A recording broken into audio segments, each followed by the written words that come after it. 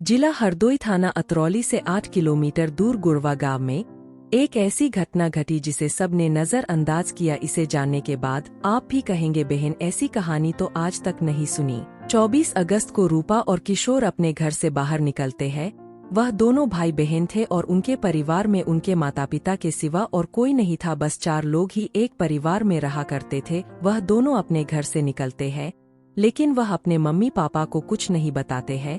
फिर अचानक कुछ ऐसा होता है कि वह दोनों कहीं गायब हो जाते हैं। इधर मम्मी पापा इंतजार करते, लेकिन वह दोनों नहीं मिलते हैं। फिर उसके बाद रूपा और किशोर के पिताजी पुलिस के पास कंप्लेंट करते हैं और बताते हैं, मेरी लड़की और मेरा लड़का सुबह से गायब है, लेकिन अभी तक घर नहीं आए हैं।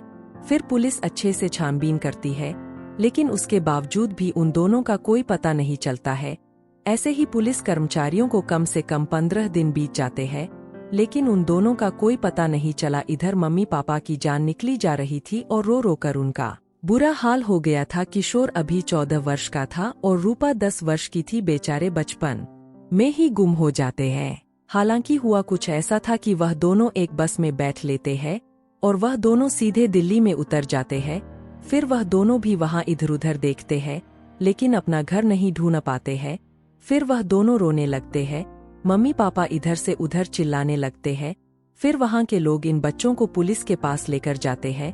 फिर वह अच्छे से छानबीन करते हैं, लेकिन उनकी मम्मी पापा का कोई पता नहीं चलता है।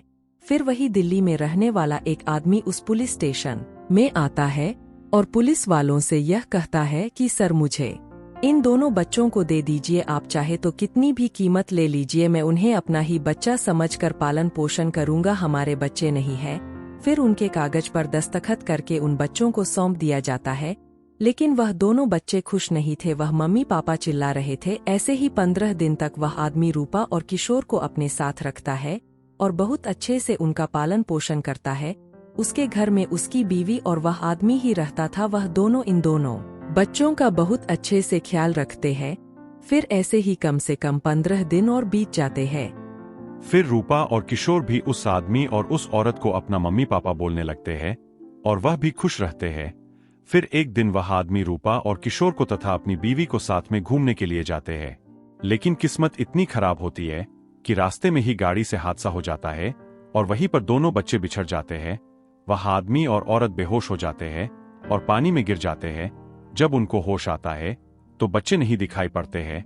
फिर वह आदमी डर जाता है कि मैं पुलिस को क्या जवाब दूंगा। फिर वह हम दोनों बच्चों को इधर से उधर ढूंढते हैं, लेकिन उनका कोई पता नहीं चलता है।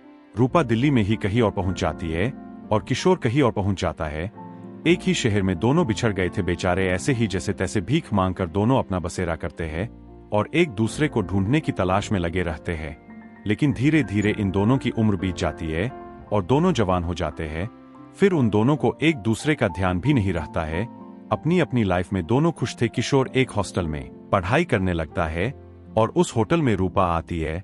रूपा किशोर को देखकर वहां इसको पसंद करने लगती है। हालांकि दोस्तों, रूपा को पता नहीं था कि यह मेरा भाई है। ऐसे ही होटल में 2-3 हफ्ते बीत जाने के बाद रूपा किशोर को प्रपोज कर देती है। फिर इन दोनों की प्रेम कहानी चलने लगती है। किशोर भी रूपा को बहुत बहुत पसंद करता है, लेकिन दोस्तों, इन दोनों का नाम बड़े होकर बदल जाता है और इन दोनों को खुद भी नहीं याद रहता है कि हमारा नाम बचपन में कुछ और था, क्योंकि उस आदमी और उस औरत ने इनका नाम मोहन और शिल्पी रख दिया था। अब मोहन और शिल्पी की प्रेम कहानी शुरू होती है।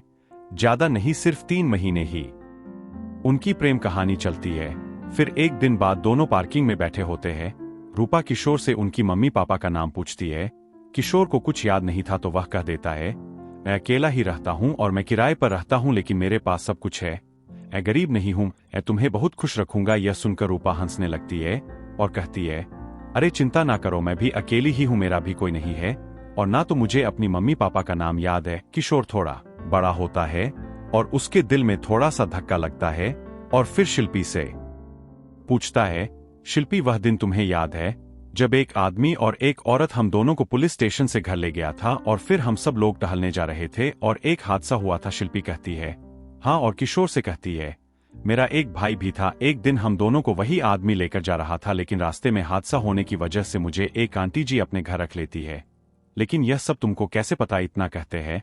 वह दोनों ही दूसरे को देखकर काफी ज्यादा हैरान हो जाते हैं और जान जाते हैं कि यह हमारा भाई है, और फिर दोनों एक दूसरे को गले लगा लेते लेकिन दोनों एक दूसरे से बहुत शर्मिंदा हो जाते हैं, क्योंकि वह दोनों एक दूसरे से प्यार करते थे। लेकिन जब पता चला हम दोनों भाई बहन हैं, तो वह थोड़ा सा परेशान भी हो जाते हैं।